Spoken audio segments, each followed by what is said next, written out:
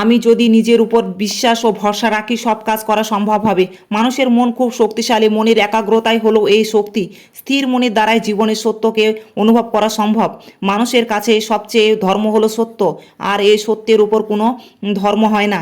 যে মানুষ নিজের দুঃখকে জয় করে তার কাছে অসম্ভব কাজও সম্ভব। তো বাবুস মাদার ব্লগে আপনাদের সকলকে স্বাগত জানিয়ে শুরু করছি আজকের ব্লগটি। একটি লেস ছিল, ওটিকে দুটো করেছি দুজনের জন্য। আর শুকনো লঙ্কা, রসুন, আদা বেটেছি। এইভাবে করে আজকে মাছ ভাজবো, তার সাথে লেবুও চিপে দিয়েছি।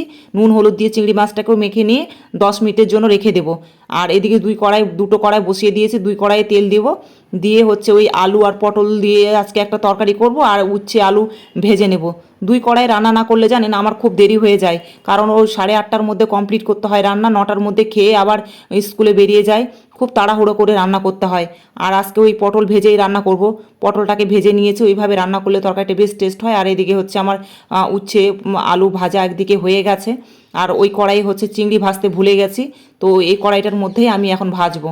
আর এটাতে হচ্ছে ওই পেঁয়াজ টমেটো কেটে নিয়েছি, আর স্বাদ মতো নুনও দিয়ে দেবো। আর ওই আগে থেকে বেটে রেখেছি জিরা আদা, আর ওই একটুখানি শুকনো লঙ্কা বেটে রেখেছি, সেগুলো দিয়ে দেবো।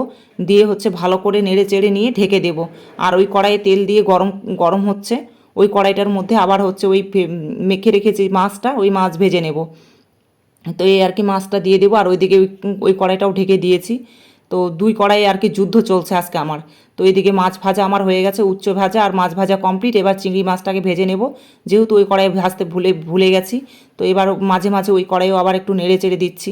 তো এদিকে মাছটা ভাজা হয়ে গেলে ওই কড়াই দেবো। এদিকে আমি কষিয়ে নেওয়া হয়ে গেছে, আর পটলটাও যোগ করে দিয়েছি। দিয়ে এবার ভালো করে নেড়ে চেড়ে নিয়ে আরেকটু কষিয়ে নেব, নিয়ে ঝোলের জল দিয়ে ঢেকে দিয়েছি। আর এদিকে হচ্ছে আবারও হচ্ছে ওই ভেন্ডি আলুর একটু ভাজা ভাজা করব। তো ওই একটু আলু দিয়ে দিয়েছি, টমেটো দিয়ে দিয়েছি।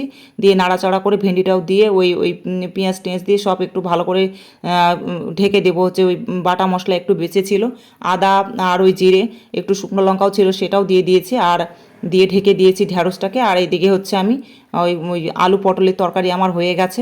কালারটাও খুব সুন্দর এসছে দেখুন। আর এদিকে আমার ওই ভেন্ডির তরকারিটাও হয়ে গেছে। এবার এটাকে নামিয়ে নেব, নিয়ে দেখুন কি অপূর্ব কালার এসছে। এবার ওকে খেতে দিয়ে দেবো।